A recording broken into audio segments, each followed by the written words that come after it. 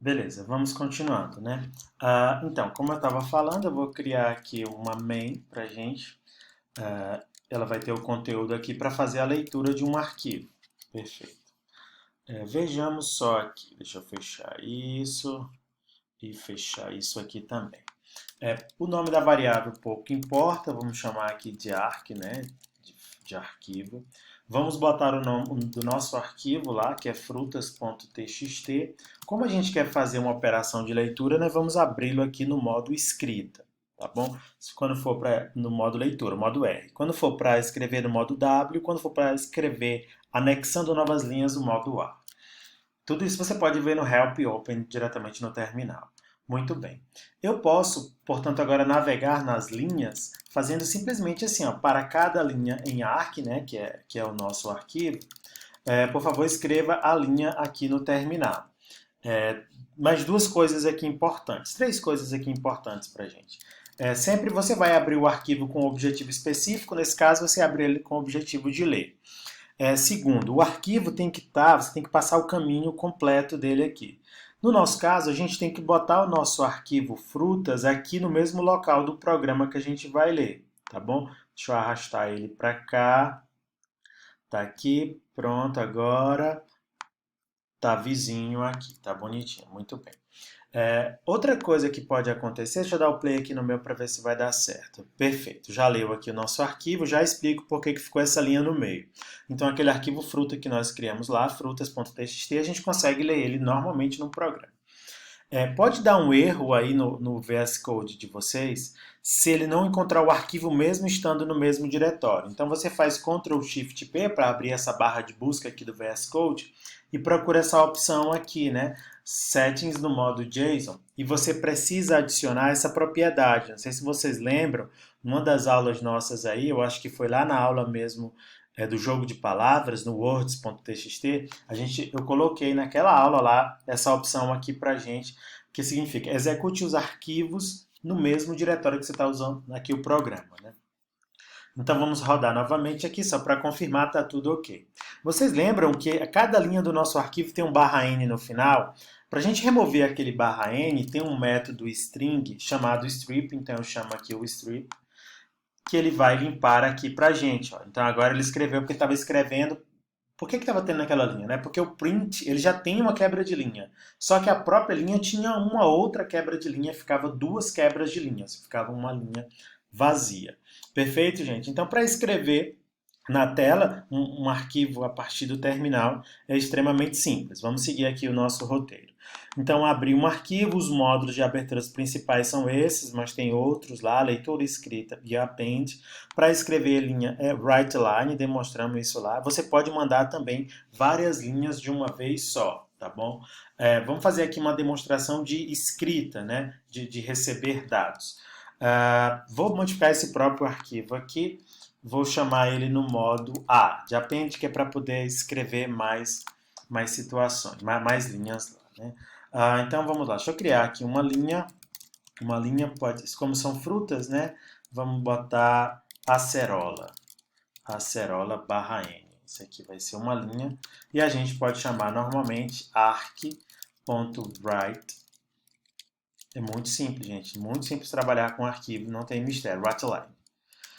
Muito bem, dá o close, sempre faz o close. Vamos rodar aqui, se der tudo certo. Beleza, não tem nenhum retorno, né?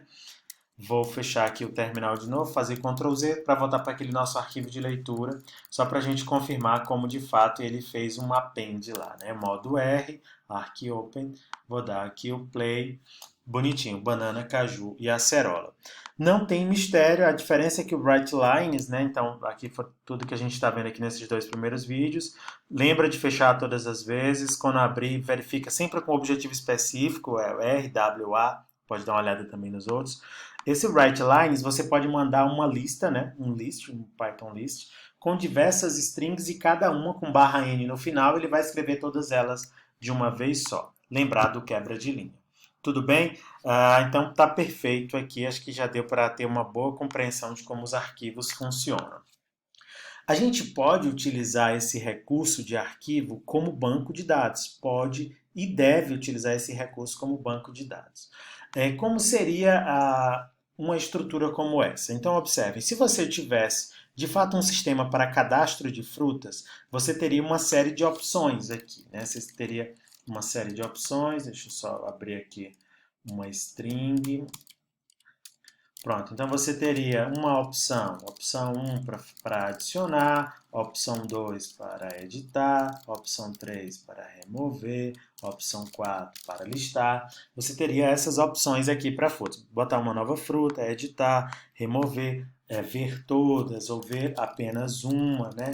Seria o show, ver apenas uma.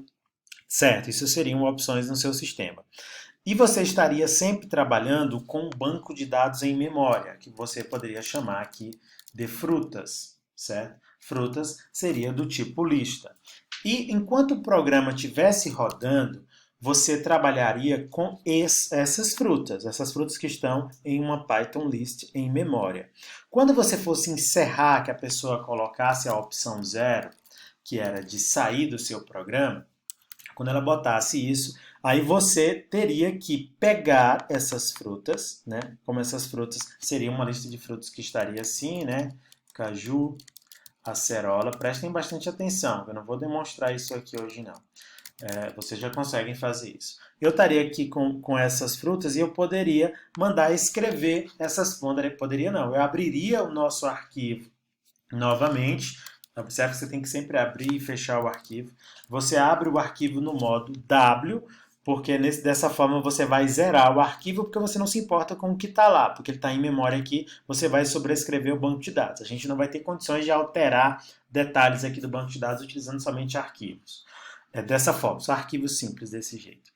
Beleza, e agora você pegaria esse arquivo que você abriu no modo W e faria o seguinte, você ia gerando, né, então...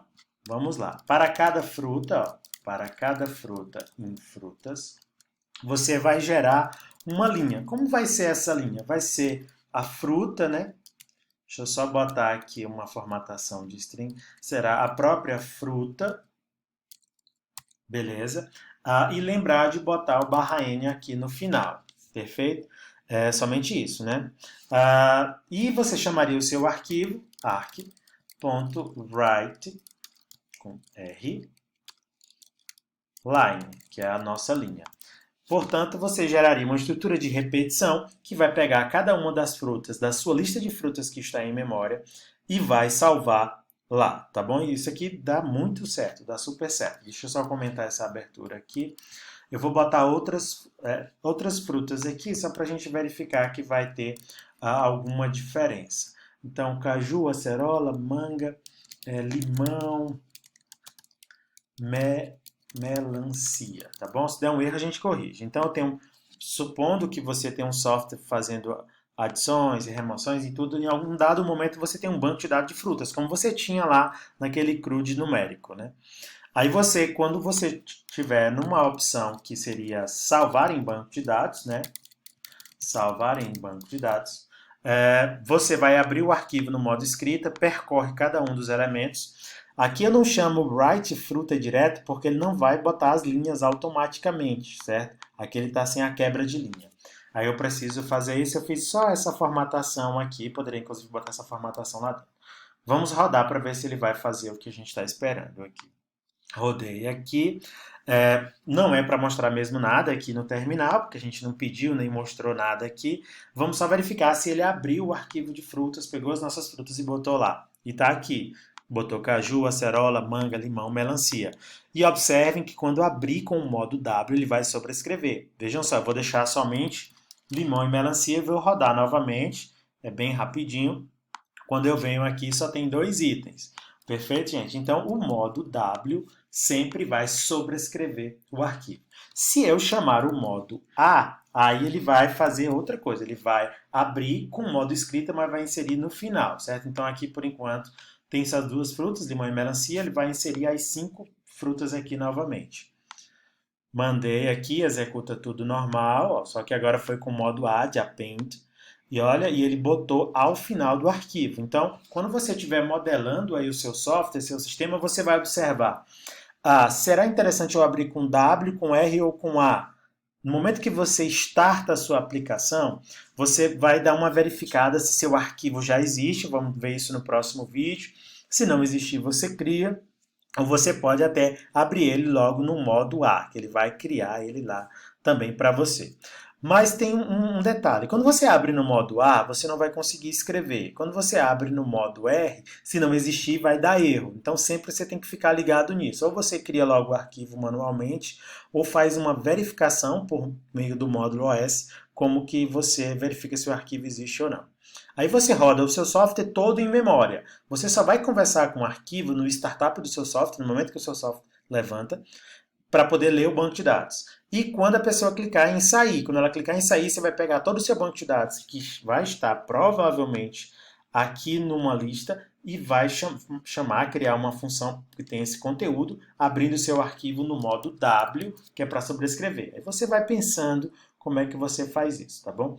No próximo vídeo, nós vamos ver aqui umas pequenas features do módulo OS, de como você verifica se um arquivo existe, se é um diretório, alguns pequenos detalhes. E logo em seguida, talvez no mesmo vídeo, se der tempo, para não ficar muito grande, nós vamos ver uma alternativa aos arquivos, que é uma espécie de banco de dados, já propriamente dito. Então, é um dicionário, que é o DBM, que a gente vai ver.